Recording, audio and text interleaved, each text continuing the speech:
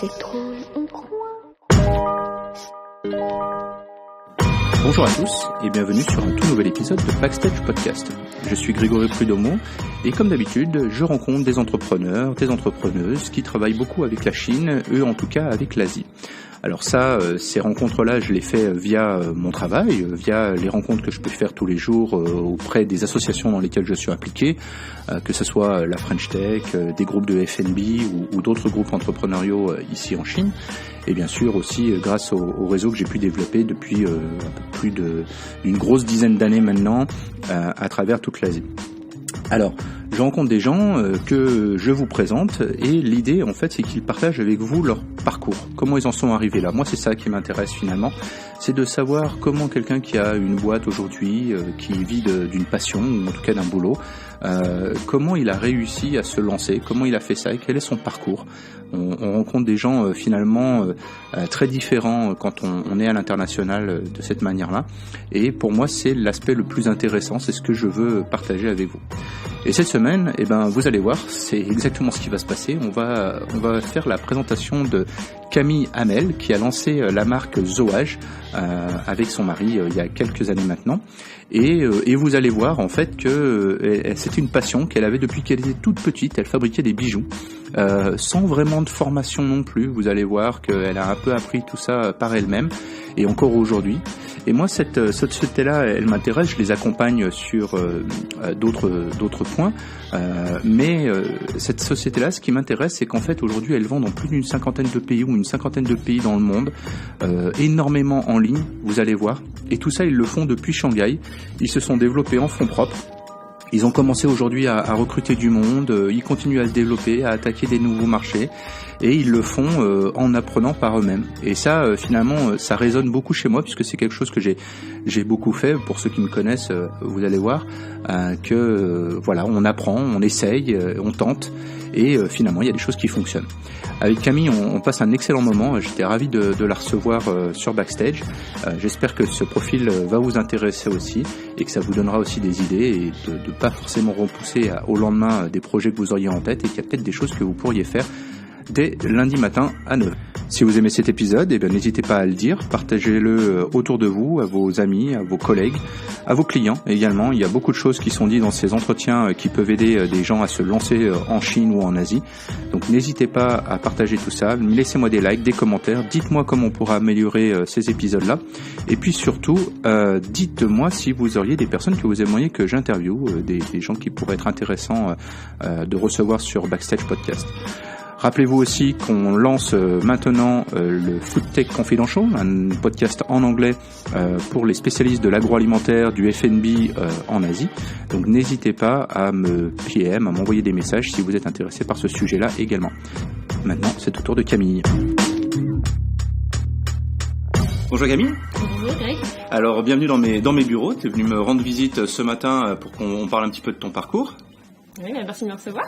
Merci beaucoup. Alors, on s'est revu très récemment parce que j'ai fait une petite intervention dans l'association de la Ruche, où en fait j'ai partagé un petit peu mon parcours d'entrepreneur et finalement je me suis rendu compte que c'est déjà un exercice qui est assez rare pour moi. Et puis on a discuté et c'est vrai qu'on travaille ensemble déjà sur d'autres choses pour la marque Zoage, la société que tu as lancée. Et donc moi ça m'intéressait de t'avoir aujourd'hui sur le show pour parler un petit peu de ton aventure entrepreneuriale, comment t'étais arrivé jusqu'ici et finalement la première question comme d'habitude c'est mais comment t'es arrivé en Chine? Alors, je suis arrivée il y a bientôt 6 ans, Okay. Au début pour étudier. Donc, en fait, j'ai fait un parcours relativement classique, entre guillemets, de classe préparatoire en France. Et en fait, après, j'ai intégré une école de commerce qui avait un campus en Chine, donc c'était Schema Business School. Et donc, je suis arrivée sur le campus de Suzhou pour effectuer ma première année de master. Donc, tu as passé un an à Suzhou. J'ai passé un an à Suzhou. Voilà, faire les mêmes cours qui m'auraient été dispensés en France, donc de management, etc. Et en parallèle à avoir des cours tous les matins, on avait 1 heure de chinois pour pouvoir aussi mieux s'intégrer. Et puis vivre à Suzhou il y a 6 ans, c'était pas aussi facile que ça l'a Shanghai aujourd'hui, donc voilà, par le chinois, avec du chinois. Et après, je suis restée quasiment depuis en Chine Après, je suis restée faire une année de césure dans du prêt-à-porter à Shanghai. Ok. Et après, j'ai choisi de retourner à Suzhou pour faire mon Master 2, pour finir mes études. Du coup, là, je me suis spécialisée en management du luxe et de la mode pendant 6 mois. Et après, j'avais fait un petit passage au Mexique pour valider mon master avant de revenir travailler en Chine. D'accord. Quand c'était un choix de venir à Suzhou, ou c'était il y avait plein de choix et tu t'es dit tiens, la Chine pourquoi pas, ou la Chine c'était vraiment un... Il y avait plein de choix, notamment on prévoyait de partir avec celui qui a vu mon mari depuis Clément, que tu connais. Au début, on était sur peut-être les États-Unis, le Mexique, etc. Mais tout en étant assez ouvert en fait aux opportunités, et le but c'était vraiment de partir vivre à l'étranger, d'acquérir une nouvelle expérience et de vraiment sortir de sa zone de confort. Et dans tous les cas, que ce soit la Chine ou les États-Unis, on n'avait pas d'a priori en particulier. Le but c'était vraiment de partir loin, de partir loin, de saisir l'opportunité d'avoir une vie étudiante à l'étranger qui est quand même beaucoup plus facile qu'une vie après d'expatrié où on travaille. Donc on s'est dit allez, faut le faire. Après la Chine, c'était un peu pas un hasard, mais un peu un coup de cœur sur des retours d'expérience qui nous ont été faits à l'école. D'accord. Donc c'était des petites interventions de gens qui revenaient des campus à l'étranger, qui racontaient l'année qu'ils avaient passée. Et en fait, en rentrant dans cette amphi où les expériences nous ont été présentées, on était partis pour faire États-Unis et Mexique. Et moi, après la Chine m'attirer parce qu'en fait je connaissais pas, et je me disais c'est l'occasion de faire d'avoir une aventure complètement nouvelle. Mais vraiment sans aucun a priori, c'était tellement différent de ce que je connaissais que je me suis dit ça peut être génial quoi. Et en fait pendant cette amphi, les témoignages qu'on a entendus nous ont fait complètement changer d'avis, et on est passé de faire éventuellement un parcours de 6 mois États-Unis, 6 mois Mexique à on part 1 an en Chine. On va tenter l'expérience et on verra bien, on connaît rien, on parle pas la langue, et ça va être marrant, on va revenir grandi de cette expérience, et donc c'est comme ça qu'on est parti. Et à quel moment avec ton mari vous vous êtes dit finalement on va peut-être rester encore un peu quoi, après l'année de c'était ton année, alors c'était quoi, c'était master. Pas l'année de master, si. C'est la première année. La première année de master, pardon. Donc après, à quel moment vous vous êtes dit, finalement on va rester, on va faire l'année de césure ici? Au début, c'est vrai que quand on est parti, tout le monde nous a dit, notamment en France, que on n'allait pas rester, que c'était pas fait pour nous, que c'était trop différent, plein d'a priori. Et en fait, donc quand on est arrivé, c'était pas hyper facile au début, c'était très fun, mais c'était pas au quotidien hyper simple, ne serait-ce que de bien manger, bien se déplacer, etc. Et donc on s'est mis dans l'apprentissage du chinois à fond, par nécessité, et aussi parce que c'était le challenge, c'était de se dire voilà, on vient 1 année en Chine, on sait pas si ça durera plus d'1 an, mais en tout cas on a envie de s'investir et que ce soit que ça soit une belle expérience, et apprendre la langue c'était indispensable pour nous. Donc on s'était fixé un peu des objectifs d'apprentissage de langue de HSK, et au bout presque 1 an, on a vite atteint, en travaillant beaucoup. Oui, j'ai vu que vous étiez, t'étais à HSK 5 déjà. Oui, ça on a passé le 5 il y a 2 ans. D'accord. 2 ans. Et voilà, donc on s'était dit faut apprendre le chinois, et c'est vrai qu'à la fin de la première année, on adorait notre vie à Suzhou, mais on savait pas ce qu'on allait faire de notre année de césure. Et en fait, c'est en discutant avec le directeur de notre campus, le directeur académique, qui nous a dit mais attendez, vous êtes fait en fait pour être ici, est-ce que vous avez pensé à rester en Chine, à éventuellement aller à Shanghai, là où il y a plus d'opportunités professionnelles pour votre césure? Et en fait, quand il nous l'a dit, je pense qu'on est sorti de son bureau en se disant mais bien sûr, en fait on va rester là et on va découvrir Shanghai qu'on connaissait pas du tout. On est arrivé, on connaissait personne, on n'avait aucun contact même dans le milieu professionnel, donc c'était un nouveau challenge, mais qui nous a beaucoup plu. Donc excellent. En fait, d'année en année, on s'est dit mais en fait attends, on est fait pour être ici, la vie nous plaît énormément, on adore tous ces challenges, ce rythme de vie, cette difficulté aussi d'apprendre le chinois, de vivre dans un environnement qui est différent du sien. Alors tout ça en fait c'est un peu aussi tous les critères qui mènent un peu à l'entrepreneuriat, c'est aussi la raison pour laquelle je t'ai invité, et en fait, donc tu as créé ta propre marque de bijoux, et tu vas nous expliquer un petit peu. Mais finalement, c'est pareil. Tu as fait. Moi, ce qui m'intéressait quand j'ai préparé un peu l'entretien, c'est que tu as fait des études, tu as fait quelques stages ici et là pour compléter tes études, mais finalement, t'as pas eu une vraie expérience professionnelle ou je me trompe ou... J'ai eu plein de petites expériences. Voilà, ouais. Donc, j'ai pas travaillé dans une entreprise pendant 10 ans avant de me lancer, mais j'ai toujours travaillé en parallèle de mes études, Oui, que ce soit bien en sûr. France, en Chine. J'ai toujours voulu acquérir plein d'expériences dans des domaines différents, notamment en arrivant en Chine. Voilà, j'ai fait des petits boulots dans le vin, dans la Ouais, mode, ouais, etc.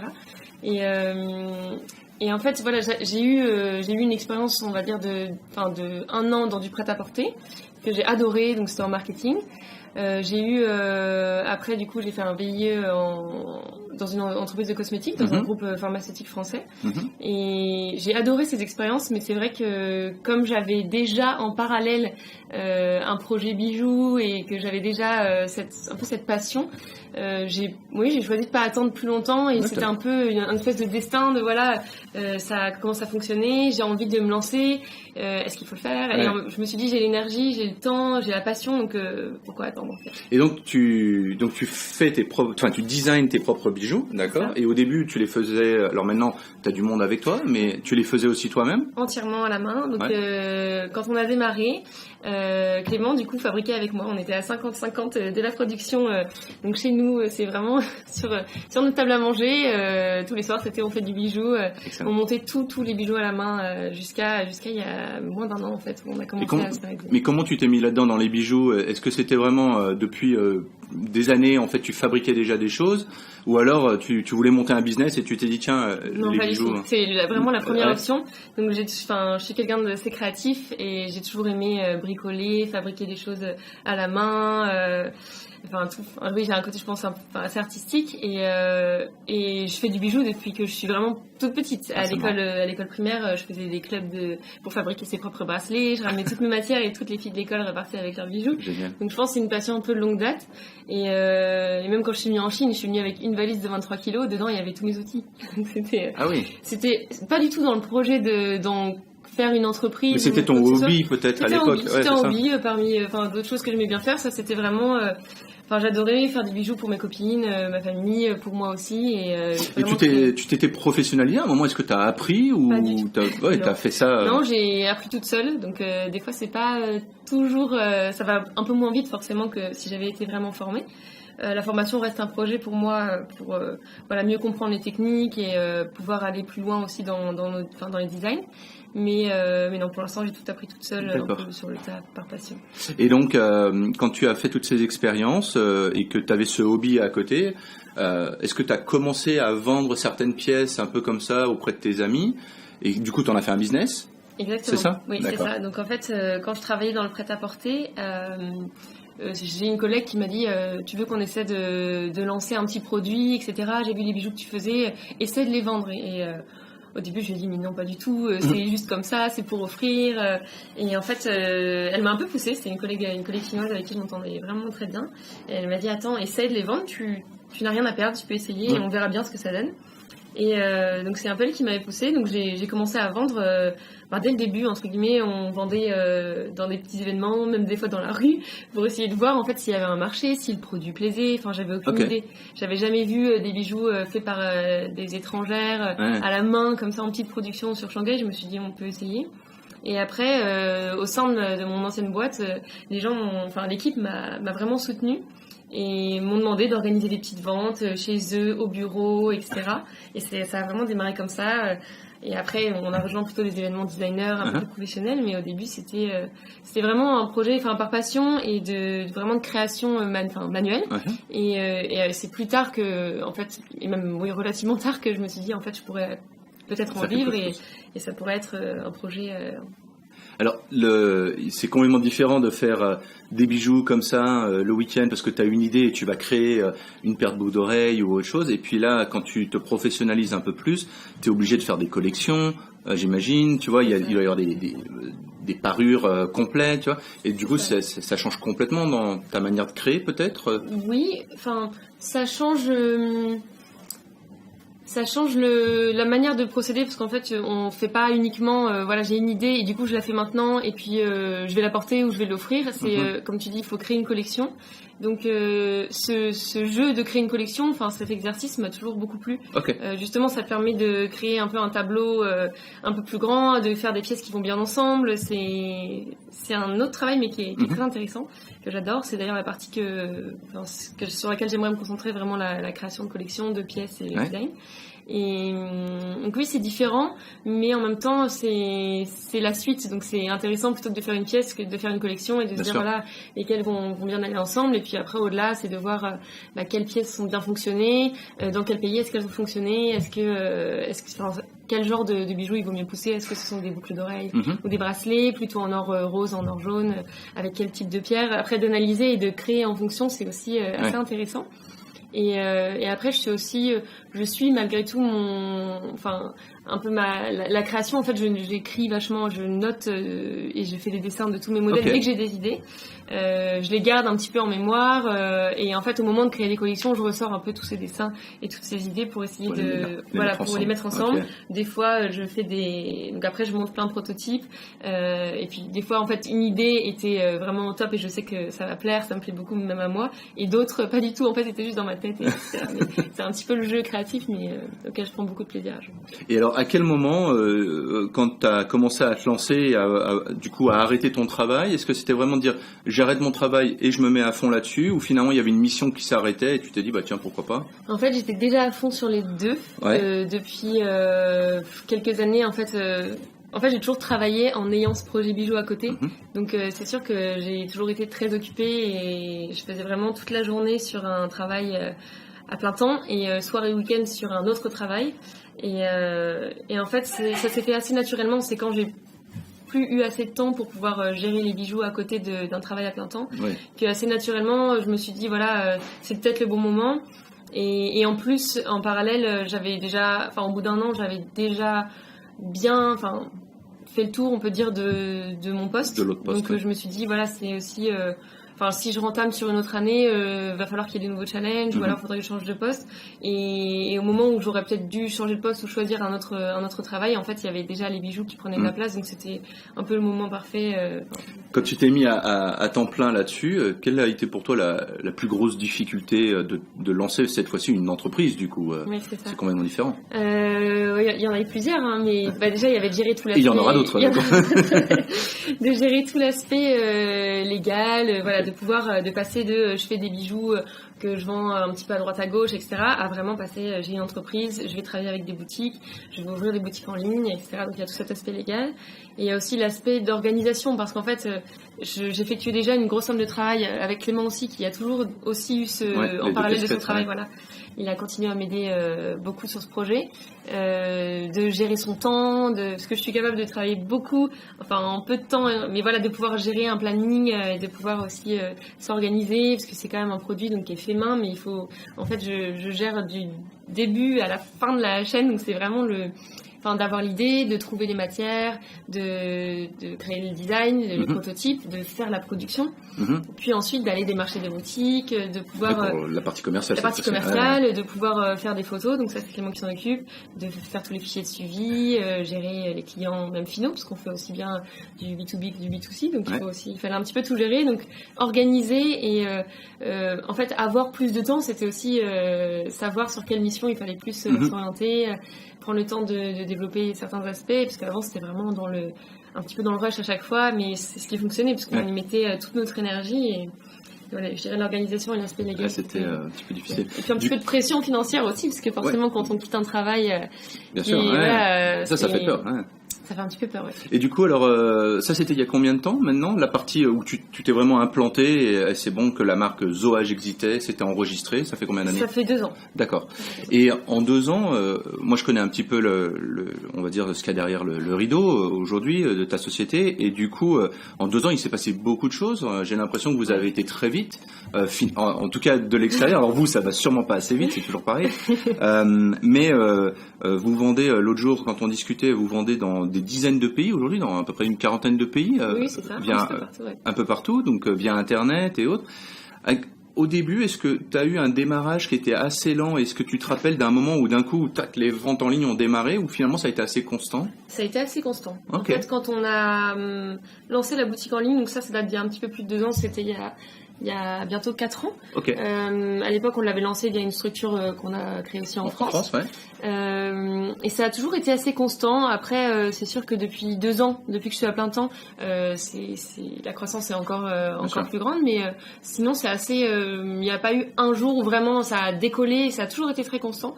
Ce qui est assez rassurant aussi de notre côté, puisqu'on voit que c'est pas lié à une action qu'on aurait faite, mais que c'est vraiment toutes nos actions mises bout à bout qui créent, qui génèrent les ventes et qui. Et puis c'est pas non plus peut-être une collection particulière qui doit mettre aussi. Par exemple, s'il y avait une collection qui d'un coup faisait tout exploser, ça pourrait mettre aussi beaucoup de pression côté créatif, parce que tu dis mince, est-ce que je vais être capable de recommencer en fait, est-ce que je vais être capable de recréer encore cette chose-là? Ouais, bah nous du coup c'est le design, enfin le style de nos bijoux a toujours été, c'est toujours le même style, donc c'est des bijoux très fins, des bijoux délicats, très féminins, mais qui s'adressent plutôt à des femmes assez affirmées, qui ont envie d'avoir une pièce qui va venir compléter leur look, mais qui ne soit pas trop voyante, qui soit fine et délicate. Et du coup, le style, par choix, je garde toujours vraiment ce même style. Donc après, évidemment, en jouant avec différentes matières, différentes formes, mais ça reste toujours dans le même style. Et ça, je suis assez contente quand des personnes voient un de mes bijoux. Elles savent en général reconnaître que c'est un bijou qui vient de chez OH. Et là-dessus, du coup, il n'y a pas eu une collection qui a explosé. Elles fonctionnent toutes, je dirais, de la même manière. Et après, ça va être peut-être un choix de faire un petit peu plus de pièces ou un petit peu moins en fonction de la disponibilité. Avant, quand j'étais pas à plein temps, forcément, j'avais peut-être moins la possibilité de faire autant de pièces que ce que je fais aujourd'hui. Mais après, des modèles qui vont vraiment fonctionner, ça, je sais que j'ai des modèles vraiment signature. Des pièces qui représentent très bien la marque, qui fonctionnent, qui sont très intemporelles, un peu comme toutes nos collections, mais des pièces plus que d'autres. Et là-dessus, je vais vraiment mettre l'accent en les laissant toujours dans la collection, mais en les associant à d'autres bijoux, en les laissant ou en changeant des petites couleurs, des formes. Et donc il y a des pièces que tu as fait au début. Est-ce que à la fin de la collection c'est terminé, il y en a plus, tout est vendu et c'est fini, ou est-ce qu'on peut encore accéder à ces premières pièces? Ça dépend. En fait, c'est toute la beauté et en même temps Enfin, c'est pas toujours facile d'expliquer, mais j'utilise des pierres naturelles, donc qui sont toutes uniques, qui sont taillées en quantité limitée, donc ça dépend. Des fois, il y a des pièces que je vais pouvoir reproduire parce que ce sont des pièces signatures et que j'ai des fournisseurs qui vont vraiment pouvoir me permettre de produire sans vraiment limite de quantité. Et d'autres à l'inverse, où quand je crée une pièce, je sais que j'en ai 50 ou 100, et après c'est terminé, et après cette matière ne sera plus importée. Et c'est aussi, je trouve, ce qui fait qui génère aussi l'envie d'avoir un bijou unique. Et je fais d'ailleurs pas mal de créations sur mesure aussi, mais les femmes, mes clientes, ou même des hommes, parce que c'est souvent aussi des cadeaux pour les hommes, il y a beaucoup de créations qui vont être en quantité limitée, donc ça va être cette collection Fall Winter 2018-2019, et après c'est terminé. Alors, il y a un truc qui me plaît dans ton histoire depuis qu'on se connaît, c'est justement le fait, comme tu l'expliquais, que tu fais tout. Tu es responsable de la création, c'est toi qui dois arriver avec les idées, tu vas gérer la production, et comme tu disais, autant au début tu faisais tout toute seule à la main, et puis maintenant il y a trop de choses à faire, donc tu es obligé d'avoir une partie de la production qui est faite par d'autres personnes, etc. Pour toi, ça a été difficile de lâcher cette partie-là, parce que c'est un peu la partie que tu aimes, puisque depuis que tu es une petite fille, tu fais des bijoux. Donc, oui, voilà. En fait, il y a des parties qui ont été assez faciles de laisser, de déléguer. À ma surprise d'ailleurs, parce que c'est vrai que quand on est habitué à tout faire, je me disais ça va être difficile, je vais avoir du mal à lâcher prise, faire confiance, etc. Il y a plein de parties de toutes les tâches que j'effectuais auparavant qui ont été faciles à déléguer, et un peu comme ce que tu décris, le plus difficile finalement c'est la production. Jusqu'à il y a peu de temps, je fabriquais tout moi-même à la main, et en fait tout le monde me disait mais en plus t'es en Chine, pourquoi tu t'entoures pas de personnes qui pourraient t'aider, qui pourraient un peu... parce que c'est vrai que je travaille, j'ai un gros rythme de travail comme tous les entrepreneurs, mais et c'est vrai que ça je l'ai fait peut-être un peu tard, mais c'est la partie que j'ai eu peut-être le plus de mal à lâcher parce que je suis très perfectionniste, j'aime bien aussi ce qui fait les bijoux, les bijoux OH, c'est leur qualité, le détail qui est apporté à chaque pièce, la sélection de chaque pierre, tout doit être vraiment parfait ou le plus joli possible, et ça oui j'ai mis du temps à prendre quelqu'un. Donc aujourd'hui j'ai une personne qui travaille avec moi à l'atelier, donc je délègue pas du tout à des usines, c'est vraiment quelqu'un que j'ai pris en interne pour pouvoir aussi justement gérer cette production, avoir la personne à côté de moi que je peux former et maîtriser tout le process de production avec les matières qu'on utilise qui sont des jolies matières, différentes de ce qui se fait aussi habituellement en Asie ou en Europe. Donc c'est vraiment un choix. Je pense qu'on gardera ce choix d'avoir toute la production en interne. En interne, ouais. D'accord. Et comment tu as continué à apprendre, parce qu'aujourd'hui vous vendez bien en ligne, vous avez plusieurs plateformes. La partie bijoux, production, c'est un hobby, c'est une passion, donc tu as appris au fur et à mesure. Enfin, t'as pas vraiment appris, tu t'es formé parce que tu voulais savoir comment faire. Mais après, il y a la problématique de la gestion d'entreprise, la comptabilité, des problématiques RH, le recrutement, et puis la vente en ligne, travailler avec des distributeurs. Comment tu as appris, comment tu t'es fait accompagner sur ce genre de choses? En fait, on apprend beaucoup ensemble avec Clément, du coup, qui travaille avec moi sur plein des problématiques que tu viens de citer. On est très autodidacte, donc on apprend souvent seul. Après, de plus en plus en demandant autour de nous, en sachant un peu s'entourer de personnes qui, finalement, en échangeant, peuvent nous aider beaucoup, nous conseiller, etc. Mais on a beaucoup appris tout seul. Et voilà, on essaie toujours on y va un petit peu à tâtons en se disant voilà, la première boutique avec laquelle on a travaillé, on y est littéralement allés tous les deux avec nos quelques bijoux. Bonjour, on s'appelle Camille et Clément et on a beaucoup appris tout seul et avec des tutos. Clément est quelqu'un de très passionné par tout ce qui est aussi bien lié à la photographie que la gestion de boutique en ligne, la création de sites internet. Donc en fait là-dessus j'ai beaucoup de chance qu'il ait créé la société avec moi parce qu'il est... Oui, vous avez vraiment pu vous entraider. Voilà, on s'entraide et moi je vais vraiment gérer toute la partie création, design, sourcing de matière, etc. Et lui va vraiment venir m'épauler sur tout ce que je viens de citer, le site internet, les photos. C'est lui qui est capable de gérer tout ça.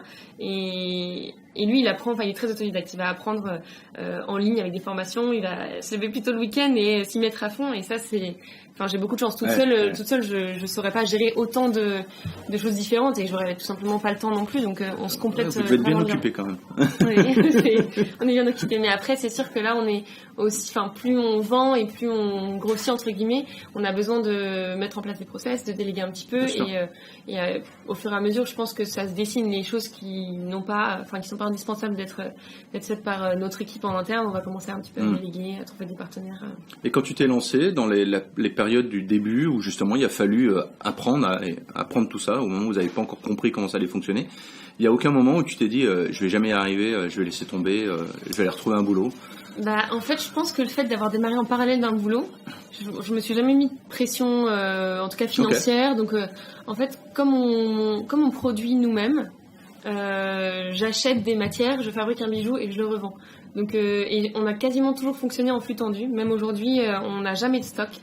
On fonctionne vraiment on a des collections, donc on a un tout petit stock, mais à la fin d'une collection, il me reste jamais de stock parce que soit je peux transformer des produits, soit tout est vendu, soit ce sont des produits qui peuvent rester dans la collection. Et le fait même au niveau des matériaux et des matières premières, du coup, t'as peu de stock de matières premières? En fait, j'ai beaucoup de stock de matières premières, mais en fait, avec ces matières premières, je peux faire plein de combinaisons différentes. Ah oui, d'accord. Donc en fait, si elles ne sont pas utilisées pour cette collection actuelle, elles seront utilisées sur une prochaine. La suivante, okay. Et ça m'arrive jamais très très rarement d'avoir une matière qui me resterait en trop, que je n'aurais pas reconduite sur la collection. Mais dans tous les cas, cette matière peut très bien servir à refaire un nouveau design dans une autre collection. Et c'est l'avantage aussi d'avoir la matière qu'on utilise, donc qui s'appelle le Goldfield, qui est une matière entre le plaqué or et l'or massif, et qui contient 100 fois plus d'or que du plaqué, et qui s'est importé des États-Unis, et c'est un procédé vraiment différent où l'or est incrusté avec chaleur et pression sur le métal base. Pour rentrer un peu dans le terme technique, mais en fait c'est pour expliquer que cette matière résiste très bien dans le temps. Si on comparait avec du plaqué or qui dure en moyenne 1 an, le Goldfield c'est entre 5 et 30 ans en fonction de l'utilisation, ce qui me permet en fait une matière première de la garder même en stock et de pouvoir en faire plusieurs bijoux sur plusieurs années. Si elle est bien conservée, il n'y aura aucun problème pour la réutiliser. Bien sûr. Donc on est en flux tendu. Et du coup, quand justement tu travailles en flux tendu avec des matières que tu peux réutiliser, est-ce que c'est consciemment que tu as fait les choses de cette manière-là, un peu comme une chaîne de restaurants qui va avoir un certain nombre d'ingrédients et on va pouvoir réutiliser ces ingrédients pour faire plusieurs recettes différentes si tu veux. Est-ce que tu l'as fait consciemment justement? Oui, c'est consciemment, oui. Déjà le fait de pas vouloir se retrouver avec un gros stock, et le fait de maîtriser aussi la production. Je peux démonter un bijou, en refaire autre chose, le modifier. Ah oui, ok. Donc voilà, s'il me reste 2 colliers, mais que je peux juste changer la pièce du milieu pour refaire un de la nouvelle collection, c'est toute la beauté de ce bijou. Je peux tout retravailler et du coup on maîtrise bien là-dessus. C'est beaucoup de gestion parce que c'est plein de matières premières et on a par collection pas loin de 200 matières premières différentes. Ouais. Donc c'est beaucoup de gestion, beaucoup de tableaux Excel, mais en fait ça nous permet aussi de maîtriser toutes les collections et de ne pas se retrouver avec des matières non utilisées. Ouais, bien sûr. Mais ça c'est le côté quand on parle de création, on parle toujours des beaux bijoux, du design, etc. Mais en fait, il y a aussi toute cette partie de gestion d'inventaire avec toutes ces matières premières. Une collection aujourd'hui en moyenne, tu sors combien de pièces ? Environ 60. Ah oui, environ donc 60 pièces d'accord. par collection. Ouais. Ouais, donc ça fait énormément de... Ouais, comme tu dis, ça fait des gros tableaux Excel. Ça fait des gros tableaux Excel, c'est ça. Ouais, plein de recettes différentes. Et justement, est-ce qu'à un moment, toi, tu as peut-être trouvé une personne pour te mentorer, par exemple, une personne qui aurait déjà fait des collections de bijoux et qui a plus cet aspect-là, ou finalement, pour l'instant, Non, pas pour l'instant. T'as jamais trouvé... Non, j'aimerais bien. Ouais. J'aimerais bien, parce que c'est vrai que j'ai plein de questions, il y a plein de choses que j'aimerais apprendre et puis j'ai pas forcément beaucoup de temps, donc c'est vrai que d'avoir quelqu'un qui puisse ne serait-ce que sur des techniques ou au moins sur le business, un peu un mentor, j'aimerais beaucoup, mais pour l'instant non. Après pour m'épauler sur tout ce qui est fichier, gestion des stocks, etc., j'ai Clément qui gère tout ça, mais c'est vrai que sur la partie vraiment bijoux, non, j'ai personne. Ouais. Aujourd'hui, donc pour faire un peu un point sur comment tu vends, donc tu as des boutiques ici à Shanghai, enfin à qui tu vends et eux ils vendent, c'est pas tes boutiques à toi, on est d'accord ? Des concept stores. Ensuite tu as plusieurs shops en ligne sur différentes plateformes comme Etsy, ce genre de site, hein, c'est ça ? Ouais. Et est-ce que tu vends aussi en direct pareil via des boutiques en France ? En France, j'ai vendu il y a quelques concept stores. D'accord. Et c'est l'objectif de 2019, c'est de trouver un peu des partenaires clés en France, puisque les boutiques en ligne fonctionnent très bien. On a des commandes en France tous les jours, mais on n'a pas, pour l'instant, on n'a pas vraiment de revendeurs un peu clés dans quelques villes qui peuvent nous permettre de nous faire connaître, qui peuvent permettre aux clientes aussi de venir essayer, de venir voir le bijou. Bien sûr, Donc c'est ce sur quoi on est en train de travailler et on va essayer de trouver ces partenaires en 2019. D'accord, bon très bien. Tes parents, tes amis en France, ils comprennent ce que tu fais en Chine ? Pas toujours. Pas toujours. Ma mère comprend très bien parce qu'elle travaille avec moi. Elle gère les envois depuis la France. Génial. Toutes nos boutiques en ligne basées en France. On a un stock en France. On n'envoie pas depuis la Chine, ce qui est beaucoup plus simple niveau logistique. Et puis en plus, les clientes peuvent recevoir leurs commandes sous 2 à 3 jours et pour un frais qui est moindre. Donc voilà, elle comprend bien. Mais je viens d'une famille de profs. Tout le monde est prof dans la famille, donc c'est vrai que c'est un peu à l'opposé l'entrepreneuriat de ce qu'ils peuvent, de ce qu'ils ont connu en tout cas dans leur carrière professionnelle. Mais donc des fois voilà, je pense que ils comprennent pas tout, ils savent que je fais des bijoux. Souvent on me demande mais quand est-ce que tu vas trouver un travail ? En fait je travaille déjà. Mais voilà, je pense que comme c'est venu d'un hobby, là, c'est vrai, comme c'est venu d'un hobby, ils se disent que voilà, que je fais ça comme ça, je fais des bijoux dans mon salon et puis que j'en vends à quelques copines, mais et puis bon, j'ai pas envie non plus de... moi je comprends ce que je fais et j'arrive à en vivre, ce qui est important. Après, c'est vrai que de temps en temps on me demande quand est-ce que je vais retrouver un travail. Ça me fait beaucoup rire parce que je travaille quand même à plein temps sur ce projet. Donc, Et tu savais plus tôt que t'allais être entrepreneuse ? C'était quelque chose que tu voulais faire Pas spécialement. C'était pas... Non, comme je disais tout à l'heure, on est vraiment parti d'un produit que j'aimais. Voilà, c'est ça. Et petit à petit, en parallèle de différents jobs, je me suis dit pourquoi pas. Mais et c'est surtout Clément qui m'a dit oui, il faut faire ça. Enfin, lui est entrepreneur dans l'âme. Ça, y a aucun doute. Moi, je pense que toute seule, je sais pas si je me serais dit je vais me lancer. Alors je dis ça maintenant, peut-être que finalement en vieillissant, je me dis oui, ça me correspond et j'ai toujours été pleine d'énergie, j'ai toujours entamé plein de projets, fait plein de choses. Peut-être que ça serait venu aussi, mais je me dis pas depuis que je suis petite que je veux créer une entreprise et que non. Après ça me plaît beaucoup et en fait je me sens très épanouie dans cette aventure, mais c'était pas un projet en soi à la base. D'accord, très bien.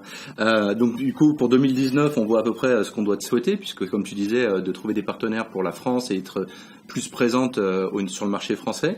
Il y a d'autres marchés comme ça dans le monde que vous visez particulièrement ? Oui, en fait, on a pas mal de pays d'Europe dans lesquels on vend très bien en ligne. D'accord. Donc je pense que ce serait important aussi d'avoir quelques boutiques clés qui nous représentent et qui nous distribuent là-bas.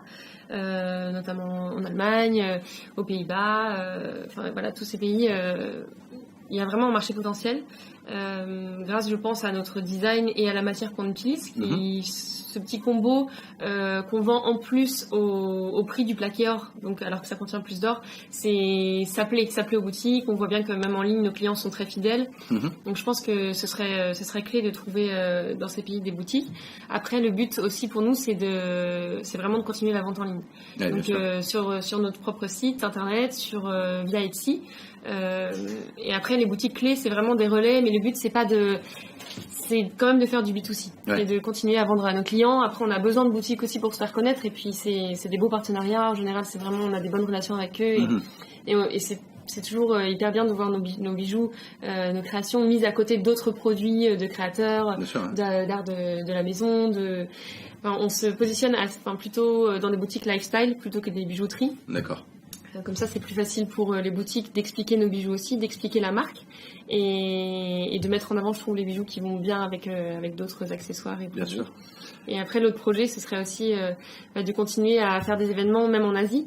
Donc, que ce soit des événements pop-up dans notre showroom à Shanghai ou même via des boutiques. Ça peut être aussi à Shanghai, à Hong Kong aussi notamment. On va essayer de développer un petit peu partout, en fait. On va bien trouver des boutiques clés partout, sans être forcément dans une grande quantité, mais avoir être un peu présent. D'accord. Quel est le premier marché pour vous aujourd'hui ? C'est la France ? C'est moite-moite. Chine, Chine, comme on est basé ici, qu'on a beaucoup de clients ici et beaucoup de boutiques, on travaille avec une dizaine de boutiques aujourd'hui à Shanghai. Donc c'est la Chine, mais en même temps les boutiques en ligne, donc ce serait pas vraiment que France parce que ça distribue un petit peu partout, mais on va dire Chine et reste du monde, c'est assez partagé. D'accord. Donc c'est excellent. Ouais. Bon, et super. Et merci beaucoup Camille. On a vu beaucoup de choses. On a parlé de ton parcours, comment tu arrives en Chine, de Zoage, et on voit que clairement t'es passionné, tu sais très bien de quoi tu parles, t'as cet aspect où vous avez envie d'apprendre et de vous dépasser, donc t'es capable de tout faire. Est-ce que tu penses que tu vas relancer une autre marque dans un autre domaine dans les années à venir, après Zoage, ou une fois que Zoage va rouler un peu tout seul, est-ce que tu vas être capable ? Peut-être, oui. Ce qui me plaît vraiment et ce qui plaît à Clément aussi, c'est vraiment tout l'aspect création de marque, branding, lancement. On a déjà plusieurs idées, plusieurs projets, et on a choisi aussi ce nom Zoage qui ne reflète pas seulement du bijou, mais plutôt un concept lifestyle qui peut nous permettre justement de développer d'autres produits. Donc ça peut être un projet. C'est possible. Et du coup, alors maintenant, est-ce que tu as des jeunes créateurs ou des jeunes entrepreneurs qui viennent vers toi et qui te demandent du coup des conseils ? Oui, ça arrive. Ça arrive de temps en temps. Bon, merci. Du coup, comment je renvoie les gens qui aimeraient avoir encore plus d'informations et en savoir plus sur toi et la marque ? On les renvoie vers quelle adresse ? Alors on peut les renvoyer vers mon site internet, donc www.zoage.com ou .fr pour ceux qui préfèrent en français, ou sur notre WeChat. Voilà, je suis disponible et je regarde toujours ces plateformes pour pouvoir répondre.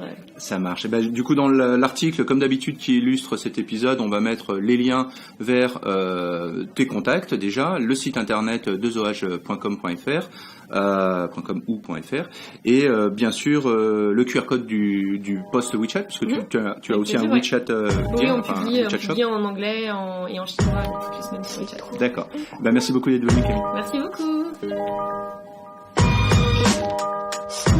Voilà, j'espère que cet épisode vous a plu. Si c'est le cas, n'hésitez pas à me le dire. Comme d'habitude, parlez-en autour de vous, laissez-moi des messages. Envoyez-moi aussi, beaucoup le font déjà, mais envoyez-moi des petits messages en direct, des emails ou autres, pour me dire ce que vous en pensez. S'il y a des choses à améliorer, n'hésitez pas également à me le dire. C'est ce qui a permis le podcast d'évoluer depuis le début. On a changé le son, on a changé les thématiques, on a changé les micros, on a changé les systèmes de montage, et tout ça, ça a été grâce aux commentaires que j'ai pu recevoir en direct. Toujours bienveillant, je dois le dire, merci beaucoup. En tout cas, moi ça m'encourage à continuer. On approche tranquillement des 50 épisodes, c'est un peu de travail comme vous pouvez l'imaginer. Moi je le fais pour vous aujourd'hui, c'est vraiment l'idée de vous partager des profils hyper intéressants et qu'après tout, il n'y a pas de raison, il n'y a pas que moi qui devrais rencontrer des profils comme aujourd'hui par exemple Camille. Dans tous les cas, je compte sur vous pour la suite. Comme je le disais, on travaille sur pas mal de choses. On a lancé aussi un groupe Facebook pour lié à Backstage, en fait, pour aider les entrepreneurs sur l'Asie, et où je vais inviter également l'ensemble des personnes qui ont été interviewées, mais n'importe qui aimerait rejoindre ce groupe. Vous verrez, il y a 2-3 questions à répondre pour m'assurer de garder ce groupe fermé, privé, mais surtout de qualité. Donc n'hésitez pas à rejoindre. Si vous ne trouvez pas le groupe sur Facebook, c'est Backstage by Next Step, c'est très facile. N'hésitez pas à regarder tout ça et puis envoyez-moi des messages en direct si vous avez un souci ou autre, ou des idées, des commentaires, des invités que vous aimeriez que je reçoive, ce serait parfait. On travaille sur pas mal de choses. Si vous voulez en savoir plus sur ce que peut faire Next Step, n'hésitez pas non plus à me contacter pour ces sujets-là. Et puis on se retrouve dans tous les cas dès la semaine prochaine pour un tout nouvel épisode. À bientôt.